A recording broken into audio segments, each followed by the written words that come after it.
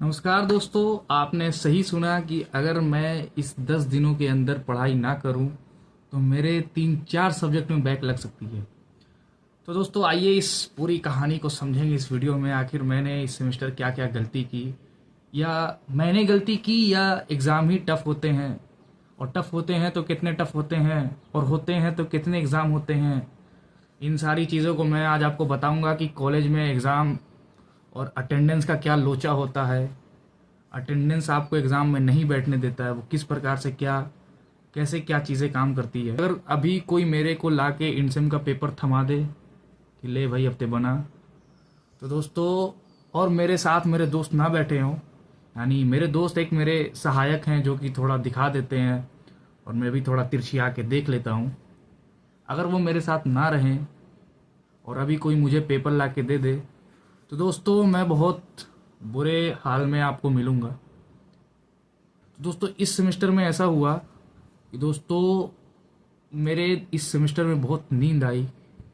मैंने अपनी ज़िंदगी में इस सेमेस्टर में नींद बहुत ली। दोस्तों मैं क्या बताऊं, सोने में बहुत मज़ा आया इस सेमेस्टर, लेकिन ज़िंदगी थोड़ा डाउनफॉल में आ गई सोने के बाद। लेकिन सोने में मज़ा तो बहुत आया। तो दोस्तों इस सेमेस्टर में रमज़ान भी पड़ गया। एक महीना रमज़ान चलता है और हमारी शुरू से आदत है, जब हम लोग घर पे हुआ करते थे तो हमारे घर वाले बोलते थे कि रमज़ान में, यानी एक तोहफा के तौर पे, कि अब आज से एक महीना तक तुम लोग किताब कलम नहीं छुओगे। और एक और बात हो जाती थी कि गर्मी की छुट्टी भी पड़ती थी, और वैसे भी हम लोग सरकारी स्कूल में पढ़ते थे, तो सरकारी स्कूल में कौन सा होमवर्क भाई, कौन सी डायरी भाई, ये सब कुछ नहीं। सरकारी स्कूल में सुबह उठो, नहाओ धोओ, जाओ, निकल जाओ, स्कूल जाओ, अटेंडेंस मारो। और यहाँ तो मैं आपको बता दूँ कि यहाँ हर क्लास में अलग अलग अटेंडेंस होती है। यानी जितने भी कोर्स हैं, यानी आपकी एक दिन में 4 क्लास है तो 4 अलग अलग 4 बार अटेंडेंस होगी। लेकिन सरकारी स्कूल में क्या था कि सुबह उठे, गए, अटेंडेंस मारा, अगर आपको टाइम मिला तो निकल जाओ, और टाइम नहीं मिला तो पीछे छेदवाली है, छेदवाली फान के भाग जाओ। तो हम लोग सरकारी स्कूल में ये सारी चीज़ें हुआ करती थी। वैसे मैं उन छात्रों में से नहीं था जो छेदवाली फाना करता था, लेकिन हाँ अगर कभी मौका मिल जाता था सामने से जाने का, क्योंकि दोस्तों बच्चा था तो थोड़ा मन भावुक रहता है, मन चंचल रहता है, तो इन सब चीज़ों का मैं भी आनंद लिया करता था। लेकिन खैर आज ऊपर वाले ने हमें यहाँ इस कॉलेज में, आइजर में पहुँचा दिया, एक अच्छे कॉलेज में पहुँचा दिया। तो इस बात का मैं ऊपर वाले का शुक्र अदा करता हूँ। तो मैं वही बता रहा था कि हमारा क्या हुआ कि रमज़ान पड़ गया, और जब रमज़ान पड़ा तो एक महीना आराम से खाए पिए, सुबह एकदम आराम से सो के उठ रहे हैं, एकदम ज़िंदगी ऐसा कि लग रहा है कि मेरा करियर सेट है, हम महाराजा हैं, ऐसा मेरा सीन चल रहा था। तो सुबह जब उठता था मैं सेहरी करने 3 बजे, तो सेहरी करने के बाद क्या होता है कि आप सेहरी करने के बाद सुबह 4-5 बजे तक सेहरी हो जाती थी, और उसके बाद पूरा दिन आपको खाना पीना नहीं रहता था। तो हम क्या करते थे कि सेहरी करने के बाद आराम से सोते थे, और सुबह मेरी 3-4 क्लास हुआ करती थी, और वो क्लास हम छोड़ देते थे। बस आदत ही लगी हुई थी, शुरू से ही आदत थी हमारे अंदर। तो दोस्तों इस बात को लेके मेरी बहुत अटेंडेंस को लेके दिक्कत हो गई। और यहाँ मैं आपको बता दूं कि यहाँ के जो बच्चे हैं, जितने बच्चे हैं, बहुत सारे ऐसे बच्चे हैं जो क्लास तो जाते हैं, लेकिन अटेंडेंस का जब बारी आता है वो सिर्फ अटेंडेंस मारने ही क्लास जाते हैं। आप देखोगे, एक हमारा केमिकल इंजीनियरिंग का कोर्स है जो शंकर चकमा प्रॉफ पढ़ाते हैं, डॉक्टर शंकर चकमा, उनकी क्लास में बच्चे 140 बच्चे होने चाहिए इंजीनियरिंग में, लेकिन वो क्या है कि बहुत छूट दे देते हैं कि जो भी बच्चा स्टार्टिंग में आ रहा है 5-10 मिनट के अंदर जिसको जाना है चले जाओ। तो दोस्तों मैं आपको बता दूं कि अगर आप स्टार्टिंग में जाओगे तो पूरा क्लास भरा मिलेगा, लेकिन वही 10 मिनट के अंदर पूरी क्लास खाली हो जाती, मात्र 20 से 30 बच्चे बैठे रहते हैं, और वही डेडिकेटेड बच्चे हैं जिनका प्लेसमेंट लगेगा। मैं आपको ये नहीं बताऊंगा मैं किन में आता हूँ, मैं अटेंडेंस लगा के भागने वालों में से आता हूँ या बैठ के पढ़ने वालों में से आता हूँ। वैसे तो आप समझ गए होंगे कि जिस स्थिति पे मैं खड़ा हूँ कहाँ पे आता हूँ मैं, ठीक है, ये बताने की ज़रूरत नहीं है। लेकिन दोस्तों मैंने सोचा है कि अब जो 10 दिन मेरे बच रहे हैं, 20 से 30 मेरा पेपर है। आज मैं 9 अप्रैल को वीडियो शूट कर रहा हूँ। ये बात आपको बता रहा हूँ कि 10 दिनों तक मैं कोई वीडियो नहीं डालूंगा, 10 दिनों तक मैं पढ़ाई करूंगा। और दोस्तों देखिए क्या होता है कि जब एग्ज़ाम होता है, कितने एग्ज़ाम होते हैं आइजर में एक सेमेस्टर में? देखिए एक सेमेस्टर में आपके मिनिमम 4 एग्ज़ाम होंगे, 2 क्विज होते हैं और एक मिड सेम, एक इंड सेम।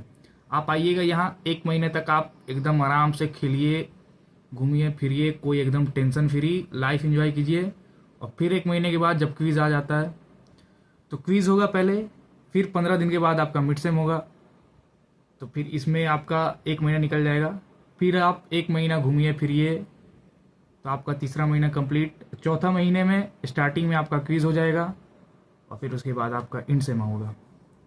और मैं आपको बता दूं कि क्विज़ का जो वेटेज होता है, एक क्विज़ का 10% होता है, तो 2 क्विज़ हैं यानी 20% वेटेज क्विज़ का, मिड सेम का 30%, 30, 20, 50 और इंड सेम का 50%, 50, 50, 100।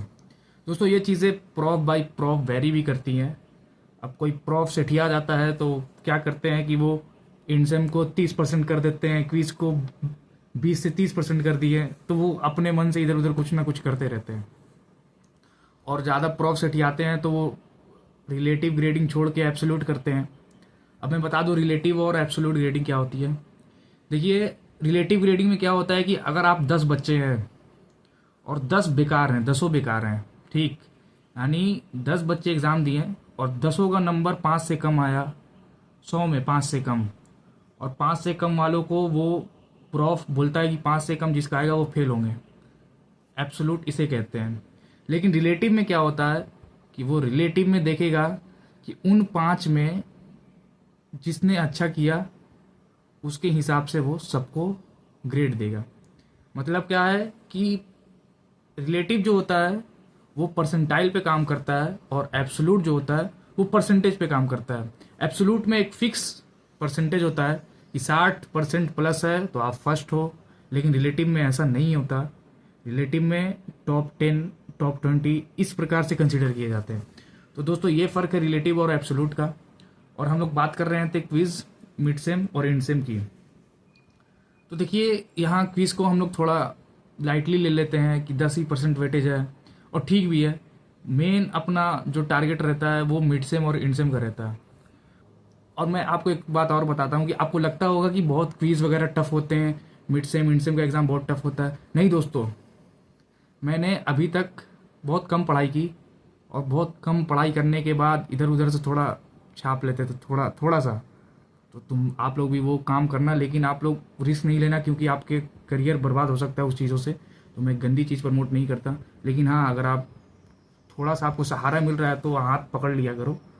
क्या पता आज आपके हाथ पकड़ने से आप जिस सीढ़ी पे चढ़ जाओ, कल को वो सीढ़ी आप अगली सीढ़ी खुद से चढ़ो कि नहीं। तो आपका थोड़ा समय बच रहा है तो बचा सकते हैं, लेकिन चोरी वगैरह नहीं करना चाहिए। मैं तो गलती से कर लिया था, मेरे दोस्त थोड़ा सहायता कर देते हैं तो मेरा अभी तक का पेपर तो पास हुआ, लेकिन बहुत कम कम मार्क्स आए हैं। दोस्तों ये बात बताने में लोगों को शर्म आती है, लेकिन मैं शर्मा नहीं रहा हूँ, मैं बात बता रहा हूँ क्योंकि मुझे सच्चाई बतानी पसंद है।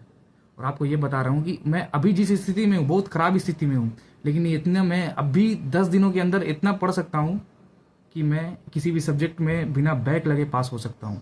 तो दोस्तों मैं यही बता रहा हूँ कि आप लोग बोलते हो कि बहुत टफ है पेपर, कितना पढ़ना पड़ता है, तो मैं इतने दिनों तक ऐसे ही घूमते फिरते पास हुआ, घूमते फिरते पेपर दिया। लेकिन अब जब एंड सेम आया तो अब मैं शिद्दत के साथ पढ़ाई करूँगा।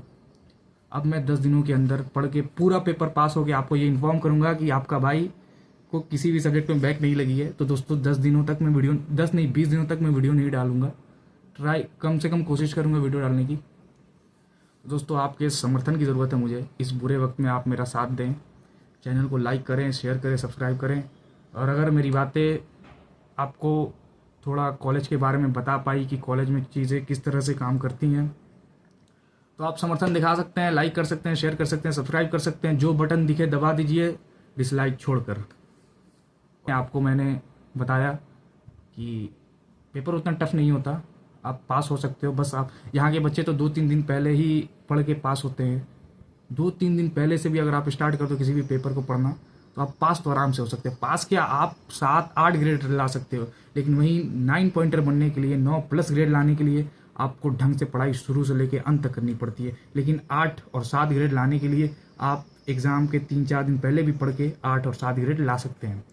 तो वो जहाँ तक मेरे ग्रेड की बात है तो मेरा ग्रेड 7.5 से 8 के बीच है, और मैं ऐसे ही पढ़ता आ रहा हूँ क्योंकि मुझे एक टॉपर ऊपर बनने का शौक़ नहीं है, मुझे एक एवरेज बन के ही पसंद है। मुझे स्किल पे थोड़ा काम करना है, अभी तो नहीं किया अभी तक, लेकिन अब करूँगा स्किल पे काम। मुझे टॉपर बनने का कभी शौक नहीं है, क्योंकि टॉपर की ज़िंदगी बहुत बेकार हो जाती। वो जो हम वीडियो बना रहे हैं उनके पास इतना समय ही नहीं कि वो तुमको ज्ञान देंगे, उनको बस ज्ञान अर्जित करना है, लेकिन हमें तो ज्ञान देना है। तो दोस्तों हमारे पास दोनों काम है, ज्ञान अर्जित भी करना है, ज्ञान देना भी है। तो हम लोग हर चीज़ों को मैनेज करके चलते हैं। तो इसलिए दोस्तों हम लोग टॉपर की कैटेगरी में आना पसंद नहीं करते हैं। एवरेज बच्चा बनो, ज़िंदगी भी जियो, इंजॉय भी करो, घूमते फिरते रहो, लोगों से बातें करो। सिर्फ एक रूम में पढ़ रह के 10 ग्रेड आ जाएगा, क्या कर लेंगे भाई, कोई बात करने वाला ही नहीं है। तो चलिए दोस्तों आज की इस वीडियो को समाप्त करेंगे, मिलते हैं अगली वीडियो में। तब तक के लिए धन्यवाद और थोड़ा समर्थन दिखाएं, लाइक शेयर सब्सक्राइब करें। मिलते हैं अगली वीडियो में, तब तक के लिए धन्यवाद, दुआ में याद रखिएगा।